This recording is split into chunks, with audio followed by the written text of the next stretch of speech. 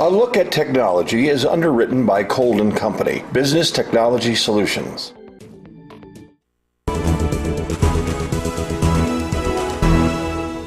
Well, welcome back, everyone. It's Tuesday. Time to put the smart hat on for Jerry Friedman, the Doctor of Technology. Hey, Jesse. Jerry Friedman from Colden Company, not the Colden Company. All right, before we get into today's topic, obviously, because I'm wearing this tie, I lost the bet last week, and now we'll just move on. Is that right? The color looks good on your wardrobe. Well, I feel like a tropical bird again. Yeah, that's true. That's important, right? Mm-hmm. This one's from an aquarium, I understand. I believe I got that one at the New England Aquarium, yes. You did you? Okay. Well, last week we talked a lot about automation. Right.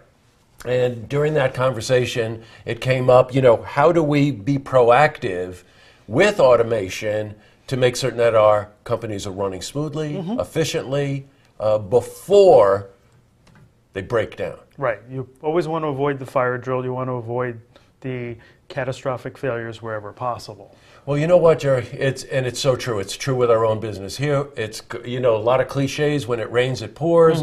You're so busy every day that you don't think about it until it breaks. But I think your analogy was perfect. It's like going to a doctor.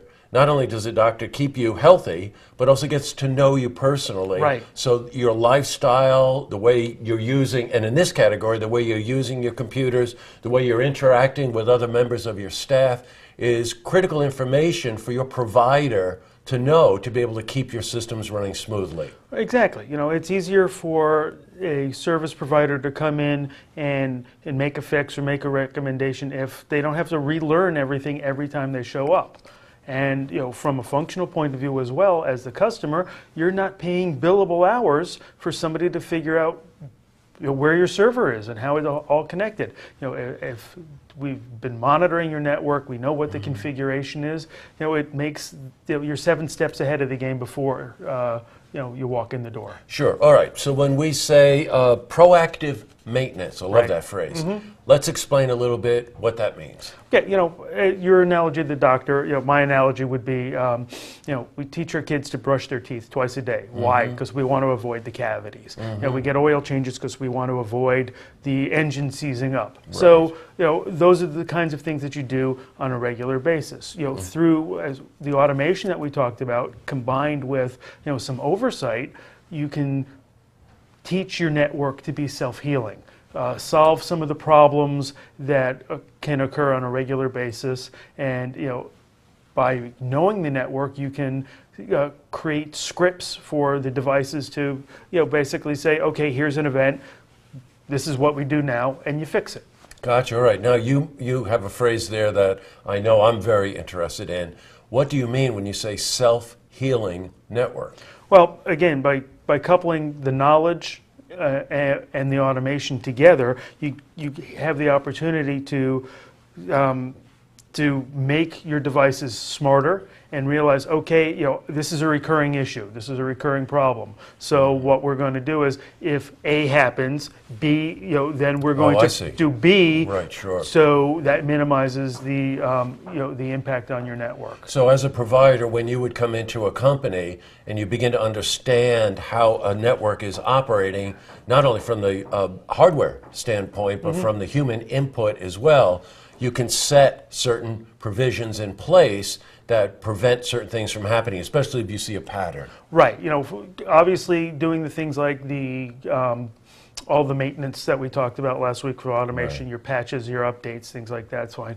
But one example might be, we had a customer with a very specialized but older piece of equipment. It was a printer on their network, and because it was an older piece of equipment, the drivers from the printer were not really properly being supported by the newer software. So they would get a lot of hanging print jobs, and just things weren't running efficiently. By knowing that this was occurring, we created a script in their network that says, when the printer driver hangs, do this, and this, right. And then it will basically be an automatic reset.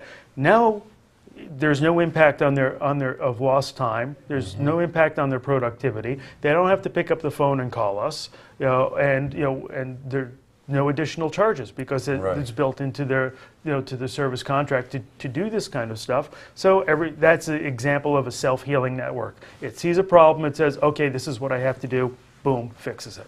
Right, so I guess the outcome of all of this, of course, is developing the kind of relationship that you and I have in terms of my company and your company. Right. Of saying, I'm spotting certain things about your network. We're going to troubleshoot these things. We're going to set up certain automation functions. Right.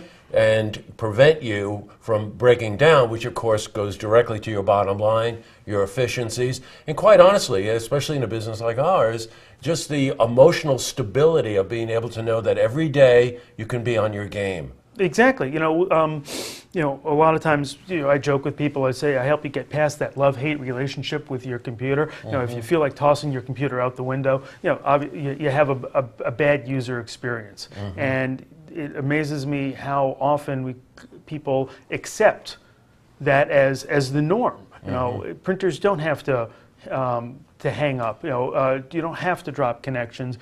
Computers don't have to run slow. With the proper preventive and proactive maintenance, all of these things can be addressed so you can just go and do your job. That's why you got the technology to help you do your job. And let's face it, no business operates today without technology being front and center Pretty of much. just about everything we Yeah. do. Oh, you mentioned love-hate relationships like this, me and this tie, you think? Is that kind of like... Well, I'm loving it on you. You may be hating it, but I'm loving it. Okay, so another topic, and this is a topic for next week, Right. is regardless of what you can do, and there's still going to be a few unexpected occurrences. Right. So disaster recovery, which is something we were discussing before we went on air Right. tonight, something we're facing today. Right. That happens out of left field, in it comes, and what do you do in that situation? So Right. next week, we we'll got one heck of a topic. We'll delve into that. Yeah, good. All right. Look, if you have any questions for Jerry, please, and you want to see this interview again, you can head to our website, looktvonline.com.